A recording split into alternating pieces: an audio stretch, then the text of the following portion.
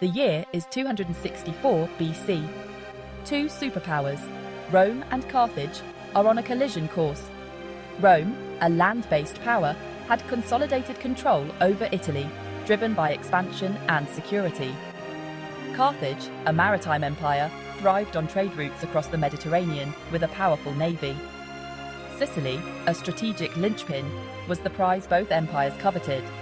For Carthage, Sicily was a vital trading hub and a base for maritime dominance. Rome saw a Carthaginian-controlled Sicily as a threat, a potential invasion point.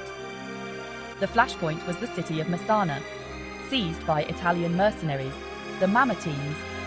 Besieged by Syracuse, they appealed to both Carthage and Rome for help. Carthage installed a garrison, alarming Rome, which then intervened. Rome's intervention turned a local crisis into a declaration of war. Carthage, affronted, declared war, expecting their navy to dominate. Thus began the First Punic War, reshaping the ancient world. At war's outset, Rome and Carthage were military contrasts. Rome excelled in land warfare, with disciplined legions of citizen soldiers. This system provided Rome with a vast, motivated manpower pool. Rome's strategic resilience lay in its ability to raise new armies. Carthage, a naval power, relied on mercenaries for land battles. Their armies, though skilled, were expensive and potentially unreliable. Carthage's true strength was its magnificent fleet, dominating trade routes. Carthaginian quinqueremes were unmatched, projecting Punic power. Carthage believed naval supremacy would decide the war. Rome, lacking a navy, seemed outmatched at sea. The stage was set for a clash of land and sea powers. Rome faced a massive naval disadvantage against Carthage, whose dominance at sea seemed unbreakable. Carthage's powerful navy controlled vital sea lanes, launching raids along Italy's vulnerable coastlines and threatening Roman supply routes. Rome soon realized that without naval control, victory in the war would remain out of reach. Ingeniously, Rome decided to build a navy from scratch, using a captured Carthaginian warship as a blueprint for their own fleet. In a remarkable feat of mass production and determination, they constructed over 100 warships in a short span, astonishing their enemies. Lacking naval experience, Rome changed the game with a bold innovation: the Corvus. The Corvus, a heavy boarding bridge with a deadly spike, transformed sea battles into brutal land battles fought on wooden decks. Roman legionaries stormed enemy ships, leveraging their superior discipline and close combat fighting skills to devastating effect. At the Battle of Mylae, the Corvus shocked Carthage, leading to a stunning Roman victory and shifting the momentum of the war. The Corvus neutralized Carthage's naval expertise, allowing Rome to overcome their lack of sailing experience and altering the balance of power at sea. Rome's navy could now fight and win, directly challenging Carthaginian supremacy and inspiring confidence across the Republic. The Corvus was a true game-changer, leveling the playing field and giving Rome a fighting chance at sea. Rome's adaptability and ingenuity, combined with relentless determination, turned the tide of the conflict in their favor. The naval revolution was a testament to Roman resolve, creativity, and the power of innovation in the face of overwhelming odds. With Rome's naval power established, the war shifted to Sicily. The conflict became a brutal war of attrition, marked by sieges and campaigns. Sicily's challenging terrain favored defenders, complicating Roman advances. The Romans laid siege to Agrigentum, capturing it after months of struggle. Carthage, using guerrilla tactics, harassed Roman supply lines. Hamilcar Barca's guerrilla warfare tied down Roman forces. The war became a test of endurance, with no clear end in sight. Sicily's fate hinged on which side's resources and resolve would last. In 256 BC, Rome aimed to break the stalemate by invading Carthage. Consul Marcus Atilius Regulus led a massive fleet to Africa. At Cape Ecnomus, Rome's fleet triumphed, opening the path to Carthage. Regulus's army landed, devastating Carthaginian lands and inciting rebellions. Carthage, desperate, sued for peace. But Regulus's harsh terms were rejected. Spartan general Xanthippus reformed Carthage's strategy, facing Rome on open ground. At the Battle of the Bagradus River, Carthage's elephants and cavalry crushed Rome. Regulus was captured, and the invasion ended in disaster. Rome's African campaign, initially promising, became a costly failure. A rescue fleet was wrecked by a storm, compounding Rome's losses. The invasion's failure returned the war to Sicily, prolonging the conflict.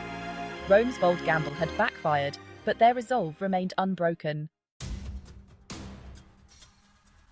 The failed African campaign shifted focus back to Sicily.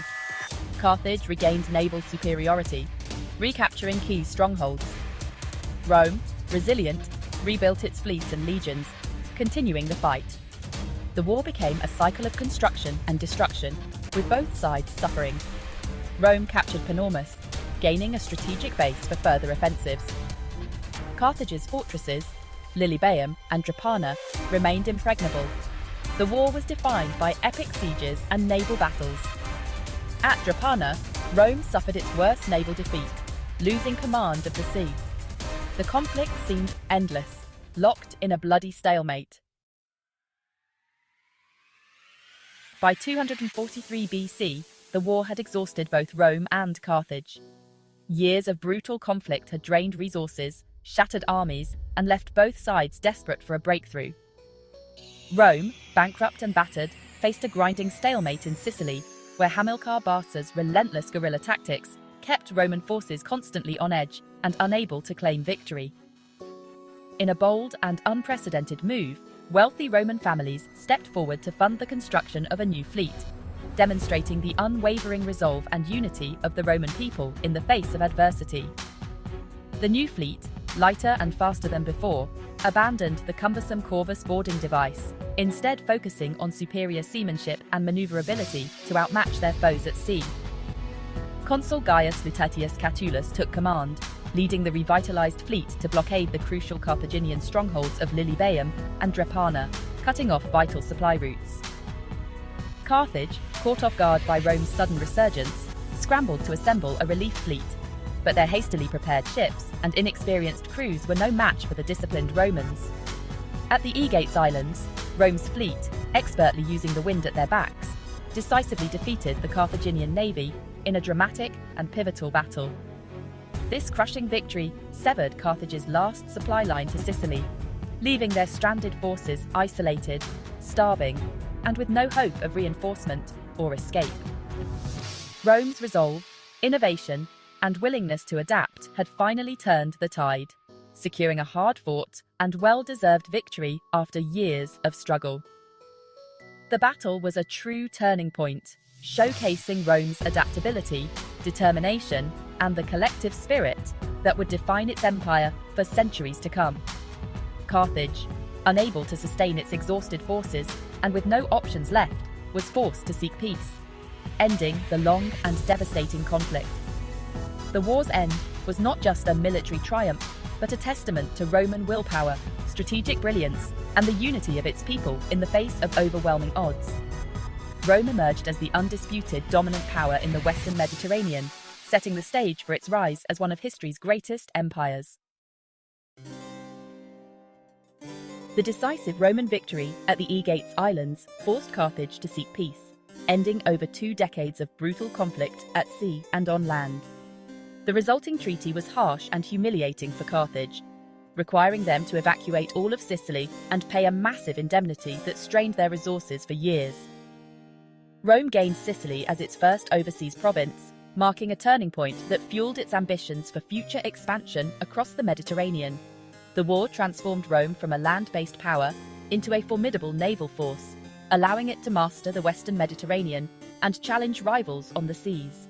Rome's resilience, determination, and willingness to innovate in the face of adversity forged a national identity built on relentless will and adaptability.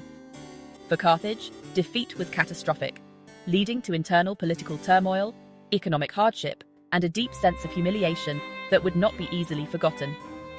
Rome opportunistically seized Sardinia and Corsica soon after, further deepening Carthaginian resentment and fueling a desire for retribution.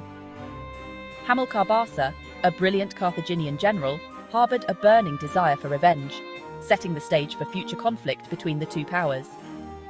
The war shattered old myths, revealing Roman adaptability and discipline, as well as Carthaginian bravery and tenacity in the face of overwhelming odds. The First Punic War was only the opening chapter in a century-long struggle for dominance between Rome and Carthage. It set the stage for the Second Punic War, an even greater and more devastating conflict that would soon engulf the ancient world. Rome's victory in the First Punic War reshaped the ancient world, establishing its supremacy and altering the balance of power for generations. The enduring legacy of the war stands as a testament to the power of resolve, innovation, and the relentless pursuit of greatness that defined Rome's rise.